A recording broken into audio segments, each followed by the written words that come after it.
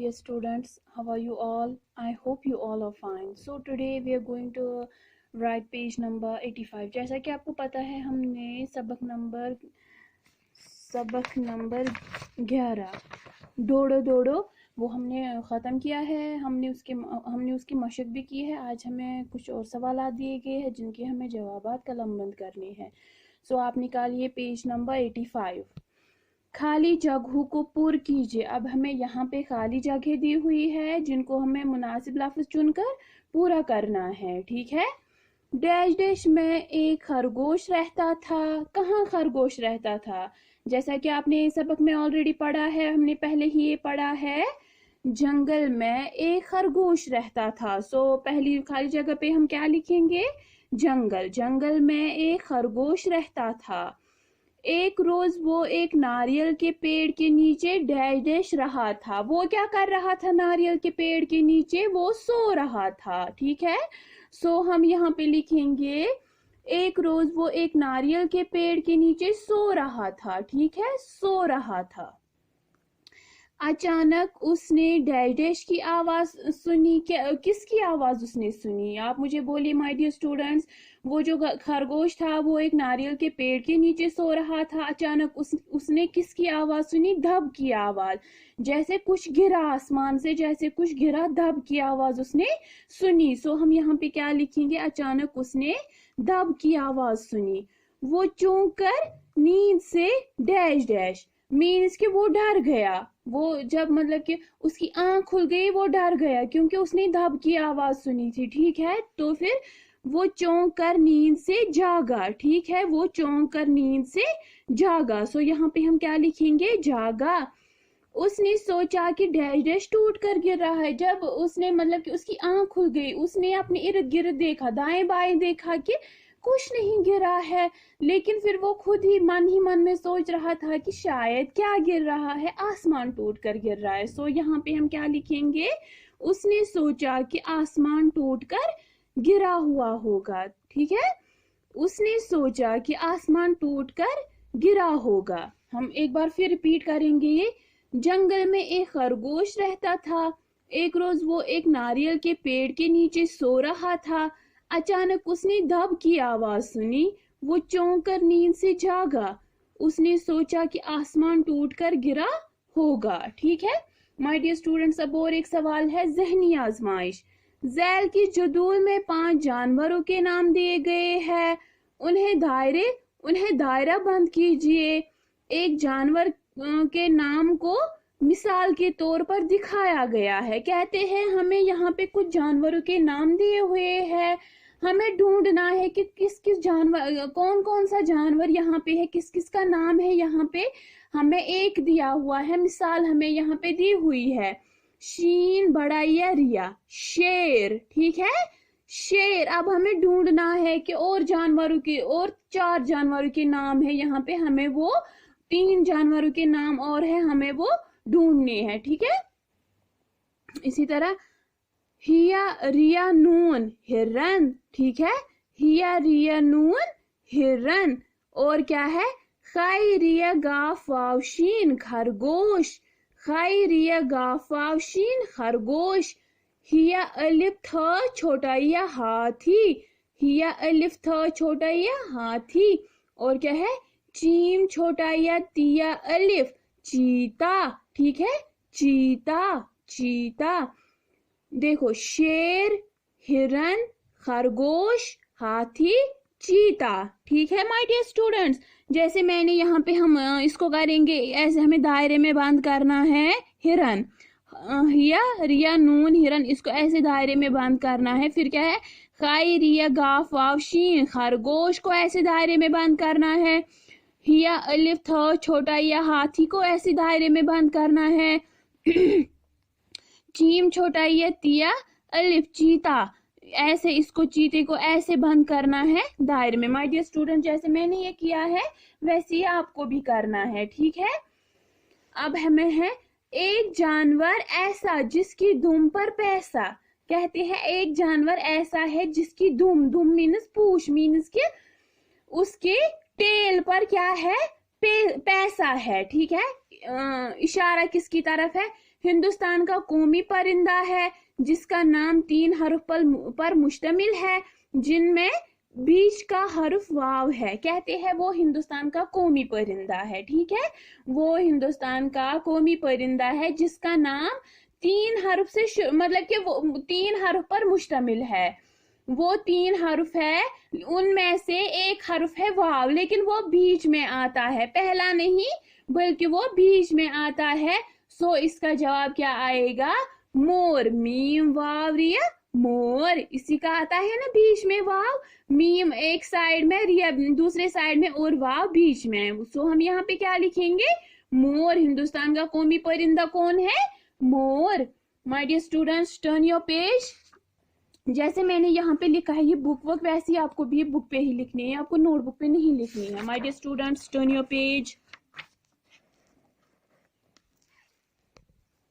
अब है हमें पेज नंबर 86। ठीक है, आप निकालिए पेज नंबर 86। उस्ताद बच्चों से ये मुकालमा करवाइए। अब हमें यहाँ पे मुकालमे दिए हुए हैं, हमें उनको पढ़ना है। ठीक है। अरफा, खुदा ने इस दुनिया में अपनी मखलूक की आजमाइश व आराम का ख्याल रखा है। जिक्रा, इंसान को ऐसा शऊर दिया है कि वो अपने लिए रहने की जगह खुद तामीर करता है। अरफा, परिंदों को देखो वो किस तरह अपने रहने के लिए घोंसले बनाते हैं। जिक्रा, इसी तरह बड़े बड़े जानवरों के लिए खुदा ने जंगल बनाए हैं। अरफा, इतना ही नहीं, जंगली जानवर हर तरह के मौसम में जंगलों में महफूज रहते हैं।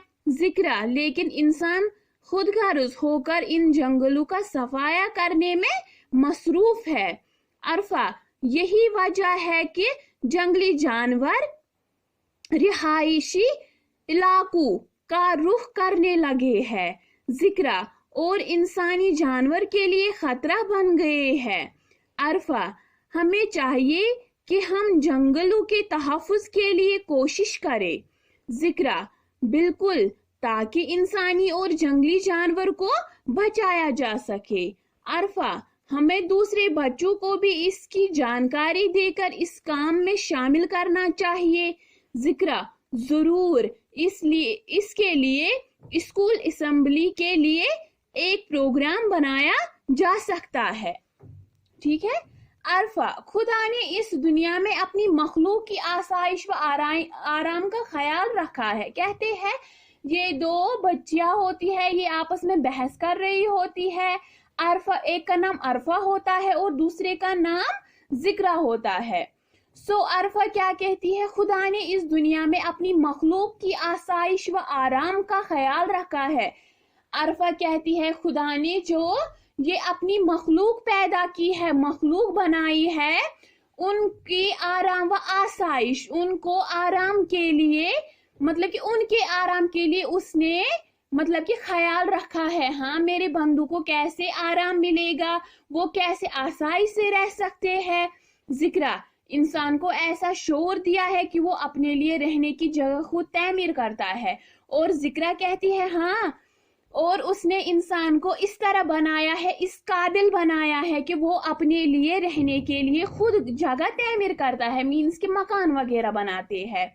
अरफा, परिंदों को देखो वो किस तरह अपने रहने के लिए घोंसले बनाते हैं। अरफा कहती है हाँ, और हाँ, परिंदों को भी देखो वो अपने लिए कैसे घोंसले, नेस्ट तैयार करते हैं, रहने के लिए जगह तैयार करते हैं। जिक्रा, इसी तरह बड़े बड़े जानवरों के लिए खुदा ने जंगल बनाए हैं। और जिक्रा कहती है हाँ, और ये जो बड़े बड़े जानवर होते हैं, शेर, चीते, हाथी, इनके लिए क्या बनाया है? जंगल तैयार किया है, जंगल बनाया है।